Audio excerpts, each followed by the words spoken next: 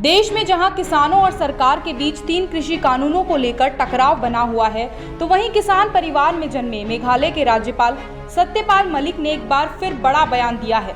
करनाल में शनिवार को किसानों पर हुए लाठीचार्ज को लेकर मलिक ने हरियाणा के मुख्यमंत्री मनोहर लाल खट्टर पर तीखा हमला बोला।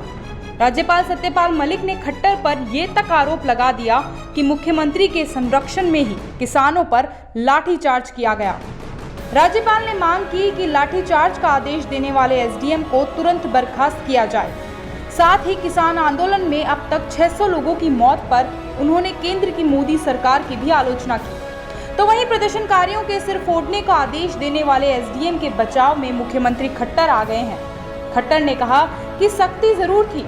हालांकि सीएम मनोहर लाल खट्टर ने यह भी कहा कि अधिकारी का आदेश सही नहीं था। उन्होंने कहा कि अधिकारी के शब्दों का चयन ठीक नहीं था। सीएम ने कहा इस मामले में डीजीपी और प्रशासन अपनी रिपोर्ट तैयार कर रहे हैं और उसी के आधार पर फैसला लिया जाएगा। सख्ती करना तो उनका काम है, लेकिन शब्दों का चयन संभल के करना चाहिए।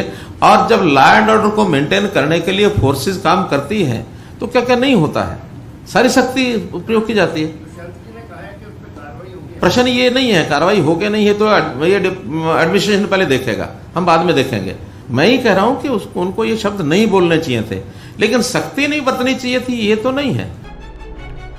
राज्यपाल मलिक ने खट्टर सरकार पर हमला बोलने के साथ ही कहा कि एसडीएम पद पर बने रहने के लायक नहीं है, उसे तत्काल बर्खास्त किया जाना चाहिए।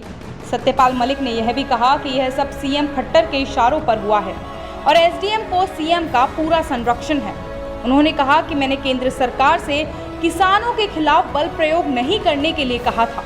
केंद्र की ओर से बल प्रयोग नहीं हुआ, मगर सीएम किसानों को पिटवा रहे हैं।